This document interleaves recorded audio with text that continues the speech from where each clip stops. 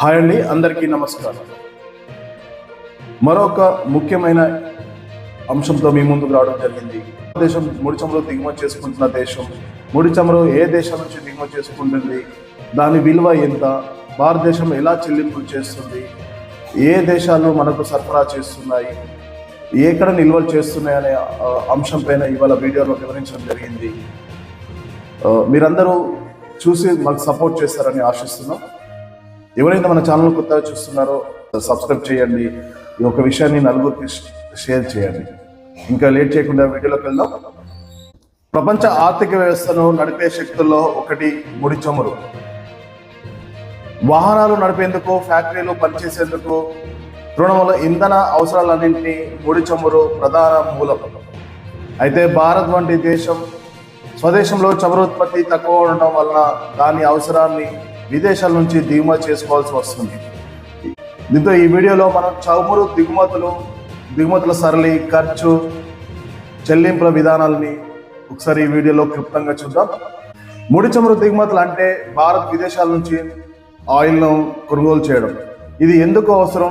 దేశంలో తక్కువ చమురు శాతం ఉన్నందున దేశీయ అవసరాన్ని తీర్చేందుకు విదేశాల మీద ఆధారపడడం తప్పనిసరి అవుతుంది. భారతదేశం ఒక పెద్ద వినియోగదారు దేశం కావడంతో ఏడాదికి కోట్ల బ్యారెల్ నుండి ముడి చమురును దిగుమతి చేస్తున్నది. ఎక్కడి నుంచి దిగుమతి చేసుకుంటుందనేసి ఇప్పుడు సామాన్యుల మధ్య ఉన్న ప్రశ్న. ప్రధానంగా మధ్య ప్రాచ్యాన్య దేశాలు Saudi Arabia, Iran, Iraq, Kuwait, UAE వంటి మధ్య ప్రాచ్యాన్య దేశాల నుంచి భారతదేశానికి చమురు సరఫరా అవుతుంది. అయితే 2020 తర్వాత కొన్ని విధానాల కారణంగా మరింత డైవర్సిఫికేషన్ వచ్చింది. అమెరికా, రష్యా, నైజీరియా వంటి దేశాల నుంచి కూడా దిగుమతి జరుగుతుంది. దీనివల్ల ఒకే దేశంపై ఆధారాన్ని కొంతమేర తగ్గించవచ్చని ప్రభుత్వం యొక్క ఆలోచన. ఇక ముడి చమురు దిగుమతుల విలువ ఎంత? ప్రతి సంవత్సరం భారతదేశం విదేశం నుంచి ఎంత మొత్తం దిగుమతి చేసుకుంటుంది? ఆర్థిక ప్రభావం చూపే ఇది అంశం. ఉదాహరణకు, ఒక ఆర్థిక సంవత్సరం వ్యవధిలో భారత్ సుమారు 190 నుంచి 200 బిలియన్ డాలర్ల విలువైన ముడి చమురును దిగుమతి చేస్తుంది. అంటే భారత రూపాయల్లో దీన్ని అంచనా వేస్తే సుమారు 16 నుంచి 17 లక్షల కోట్ల డబ్బులు విదేశాలకు వెళ్తుంది. ఇది వాణిజ్య లోటును పెంచే ప్రధాన కారణాలలో ఇది ఒకటి. ముడి చమురులు ఎంత పెరుగుతాయో అది కూడా దిగుమతుల విలువను మార్చుతుంది. ఇది గ్లోబల్ మార్కెట్, డిమాండ్ అండ్ సరఫరా, జియోపాలిటికల్ ఇబ్బందులు, ఒపెక్ నిర్ణయాలపై ఆధారపడి ఉంటుంది. ఉదాహరణకు, యుద్ధాలు, ఆంక్షలు, వాతావరణ హెచ్చుతగ్గులు ఇలా ఏదైనా చోటు చేసుకుంటే ధరలు ఎగిసిపడతాయి. దీనివల్ల భారతదేశం దిగుమతి ఖర్చు మరింత పెరుగుతుంది. ఇప్పుడు ముడి చమురు కొనుగోలు తర్వాత వాటి యొక్క చెల్లింపులు ఏ విధంగా ఉంటాయనేది చూద్దాం. ఇది వివిధ మార్గాల ద్వారా జరుగుతుంది. స్విఫ్ట్, లెటర్ ఆఫ్ క్రెడిట్ మరియు ఆయిల్ ఫర్ పేమెంట్ అగ్రిమెంట్స్ వంటి సాంకేతిక పద్ధతులు ఉంటాయి. సాధారణంగా భారత బ్యాంకులు విదేశీ బ్యాంకులతో సుంకరహిత మార్పిడి కోసం స్విఫ్ట్ ద్వారా చెల్లింపులు చేస్తాయి. ఇలాంటి వ్యవహారంలో ద్రవ్య మార్గాన్ని నియంత్రించే కేంద్ర బ్యాంక్ ఈ మొత్తం పర్యవేక్షణ చేస్తుంది. ఇక ముడి చమురు విక్రేత దేశాలు మరియు కొనుగోలుదారుల మధ్య ఒప్పందాల గురించి ఒకసారి వివరంగా చూద్దాం. ఈ ఒప్పందాలు long term, short term contracts ద్వారా జరుగుతాయి. లాంగ్ టర్మ్ కాంట్రాక్ట్స్ లో స్థిర ధరలు, పరిణామం వంటి నిబంధనలు ఉంటాయి. షార్ట్ టర్మ్ లో మార్కెట్ ఆధారిత ధరలు మాత్రమే వర్తిస్తాయి.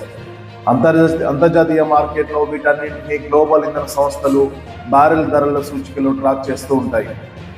ముడి చమురు దిగుమతులపై రూపాయి విలువను ప్రభావితం చేసే అంశాలు కూడా అర్థం చేసుకోవాలి. రూపాయి డాలర్ మారక మార్పిడి రేటు పెరగడం లేదా తగ్గడం కూడా దిగుమతుల ఖర్చును తక్కువ చేస్తుంటుంది. రూపాయి బలపడితే దిగుమతి ఖర్చు తగ్గుతుంది. రూపాయి బలహీన పడితే దిగుమతి ఖర్చు పెరుగుతుంది. ఇది వినియోగదారులకు పెట్రోల్, డీజిల్ ధరలపై కూడా ప్రతిబింబిస్తుంటుంది. ఇవన్నింటితో పాటు కేంద్ర ప్రభుత్వం స్ట్రాటజిక్ పెట్రోలియం రిజర్వ్స్ SPRను ఏర్పాటు చేసింది. ఈ నిల్వలు అత్యవసర పరిస్థితుల్లో దేశంలో ఆయిల్ అవసరాన్ని తీర్చేందుకు ఉపయోగపడతాయి. ఇవి విదేశీ మార్కెట్లో ధరలు ఊగపోతూ ఉన్న సమయంలో దేశానికి కుష్టిగడ్డం లాంటిది భద్రతగా ఉంటుంది. ముడి చమురు దిగుమతుల వల్ల current account current account deficit కూడా ప్రభావితం అవుతుంది. సిఏడి అంటే దేశం ఎగుమతించిన మొత్తం విలువ కంటే ఎక్కువ దిగుమతులు చేసినప్పుడు ఏర్పడే లోటునే డిఫిసిట్ అంటారు. భారతదేశం ఎక్కువ చమురు దిగుమతి చేస్తున్నందున సిఏడి మీద తీవ్రంగా ప్రభావం ఉంటుంది. దీనివల్ల విదేశీ కరెన్సీ పీక్స్ కు వెళ్ళవచ్చు, రూపాయి విలువ తగ్గవచ్చు. ఇక ఆయిల్ ఇంపోర్ట్స్ ను తగ్గించాలని ఉన్న పథకాలపై చూద్దాం. పునర్వినియోగ ఇంధనాలు, సూర్య, గాలి, బయోడీజిల్ వంటి భారతదేశానికి ఎనర్జీ ట్రాన్స్లేషన్ సహాయపడుతున్నాయి. దీన్ని ప్రోత్సహించే పథకాలు కూడా చేపడుతుంది భారత్.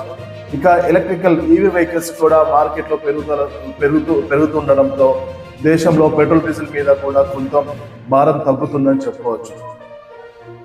ముడి చమురు దిగుమతుల ప్రభావం మన రోజువారీ జీవితానికి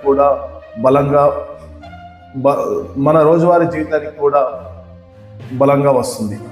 పెట్రోల్, డీజిల్ ధరల పెరుగుదలకు, సరుకు ఖర్చులకు, రవాణా ఖర్చులకు నేరుగా ప్రభావం చూపుతుంది. ఇక ద్రవ్యోల్బణాన్ని కూడా ఉద్బోధిస్తుంది.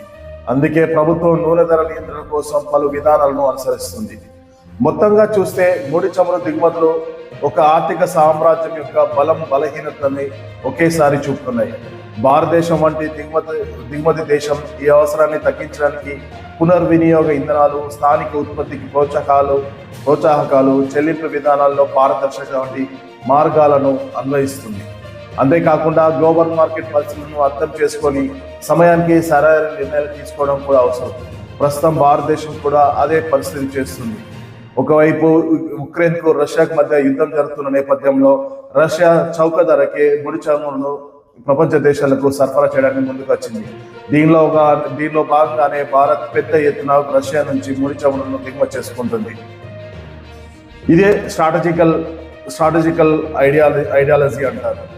తక్కువ ధరకు ముడి చమురును కొనుగోలు చేసి దాన్ని మన దేశంలో ఉన్న వ్యూహాత్మక నిల్వలు చేసుకొని అత్యవసర సమయంలో ఉపయోగించుకోవడానికి ఇది ఉపయోగపడుతుంది. ప్రస్తుతం భారత్ చేస్తుంది కూడా అది. ఇది ఈ వీడియోలోని వివరాలు. మీకు అందరికీ నచ్చింది అనుకుంటున్నాను. Thank you.